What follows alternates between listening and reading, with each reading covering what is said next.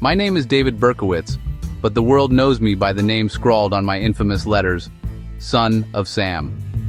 This is the story of the darkness that consumed me, the terror I unleashed on New York City, and the desperate, late search for light in the eternal night of a prison cell. I was born Richard David Falco in 1953, only to be immediately recast as David Richard Berkowitz, the adopted son of Nathan and Pearl. That initial lie, that my biological mother was dead, was the first crack in my foundation. When I discovered the truth later, the feelings of rejection and alienation became insurmountable. I was an outsider, a damaged product of an affair, and that reality fueled a monstrous, deep-seated rage. My childhood was a catalog of alarming acts. I was a moody bully, a loner who found a perverse sense of control and release in the flames of pyromania, logging over 1,400 fires. I also indulged in cruelty to animals, acts that, looking back, were rehearsals for the violence to come. When my beloved adoptive mother, Pearl, died when I was 14, the last semblance of stability was gone. I joined the U.S. Army, learning to be an excellent marksman, but discipline couldn't mask the increasing misogyny and resentment that curdled inside me. I began attacking women, the initial non-fatal stabbings on Christmas Eve 1975 acting as the opening act before I acquired the heavy-calibered star of my show, the .44 Special Caliber Bulldog revolver. I craved revenge against a world, and specifically women, I felt had betrayed me. In July 1976, the monster was unleashed. For 13 terrifying months, I held the largest city in the world captive. My target was almost exclusively young women with long, dark hair, often while they sat in parked cars with their dates, the vulnerable, carefree couples that represented everything I felt I was denied. The attacks were sudden, brutal, and random.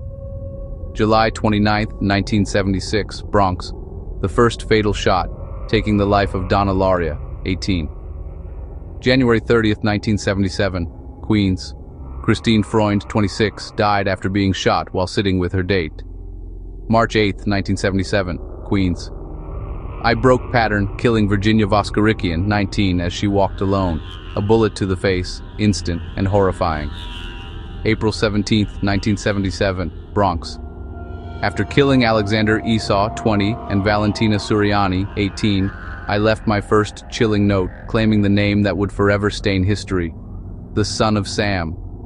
My letters to the police and to columnist Jimmy Breslin were a macabre performance. I wasn't just killing, I was talking to the city, putting the fear of God into millions, and finally, as an inadequate nobody, achieving the infamy I craved. The panic was intoxicating. Women cutting their hair, young couples abandoning the streets.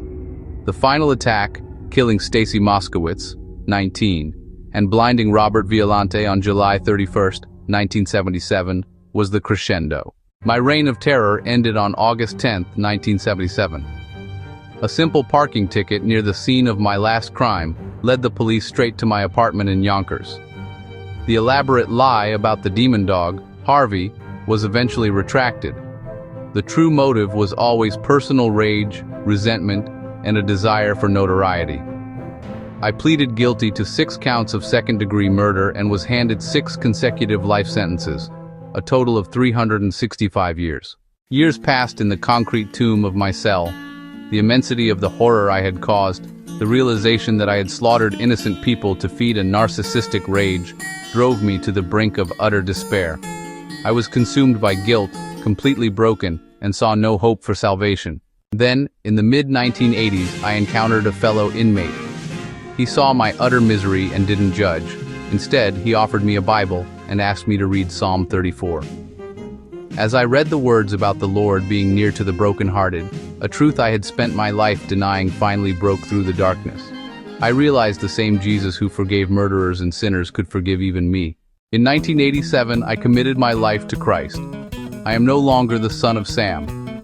I am now the son of hope, dedicating what remains of my life to prison ministry, expressing profound remorse for the victims and their families. This conversion is real, but it doesn't change my sentence or absolve me of the guilt. I deserve to be exactly where I am. I urge you now, please turn to Jesus. Don't wait for despair to find you in a place of hopelessness. If the Lord could reach into the darkness of a mass murderer and offer a new path, he can certainly reach you. There is no guilt too great, no sin too dark, that the love of God and the sacrifice of Jesus Christ cannot cover. Do not rely on your own strength or wait until all is lost. Embrace the Holy Spirit's call today.